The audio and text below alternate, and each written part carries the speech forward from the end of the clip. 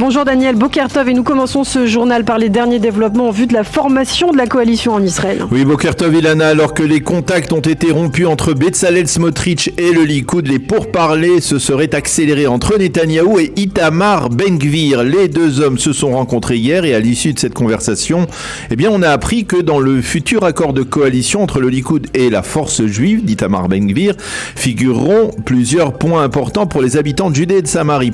Ainsi, il a été convenu de légaliser ce qui est appelé communément les nouvelles implantations, en l'occurrence les points de peuplement illégaux dans les 2 mois après la formation du gouvernement. De même, il a été décidé d'amender la loi sur l'expulsion du Gush Katif et du nord de la Samarie afin de légaliser la présence d'habitants juifs dans la localité de Homesh, dans le nord de la Samarie, et également de permettre la création de l'implantation d'Eviatar.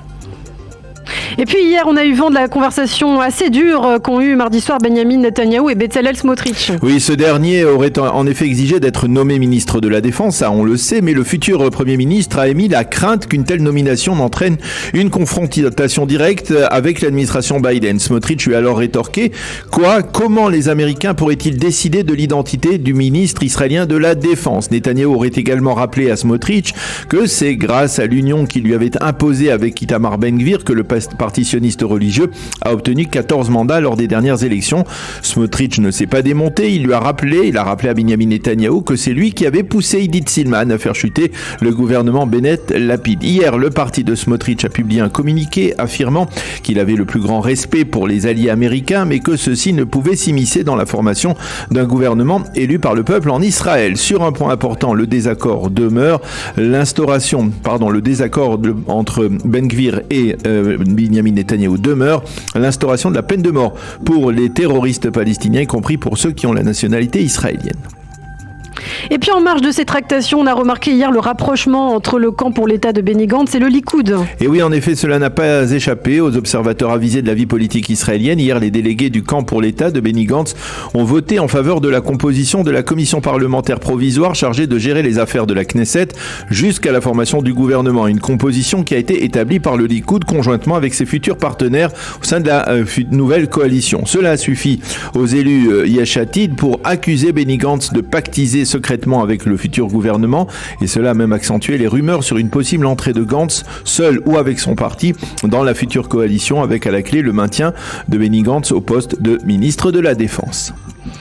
Et puis ce matin, on revient bien sûr sur l'attentat d'Ariel. Après les obsèques des victimes, Israël entreprend des mesures répressives contre les proches du terroriste. Oui, le coordinateur de l'action du gouvernement dans les territoires, le général Hassan Alian, a annoncé hier le retrait des permis de travail et de séjour en Israël de 500 membres de la famille élargie du terroriste responsable de la mort de 3 civils israéliens et d'en avoir blessé 3 autres. Donc dimanche à Ariel, la décision a été prise après consultation avec le chef d'état-major Aviv Kochavi. Elle a été validée par le ministre de la Défense.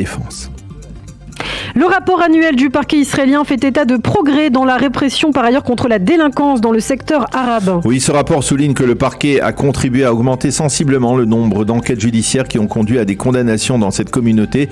Le nombre d'actes d'accusation pour détention illégale d'armes a augmenté de 14% en un an et le nombre de condamnations a augmenté de 25% environ. Et puis une question autour du conflit entre la Russie et l'Ukraine. Est-il possible qu'Israël fournisse aux Ukrainiens des batteries d'hommes de fer ? Jusqu'à présent, on le sait, Benny Gantz, ministre de la Défense, y était formellement opposé, en partie afin de ne pas fâcher Vladimir Poutine, justement dans le cadre de la coopération entre Tsahal et l'armée russe dans le ciel syrien. Mais à en croire le président Zelensky, Benyamin Netanyahou aurait, lors de leur récente conversation téléphonique, accepté de vérifier une telle initiative.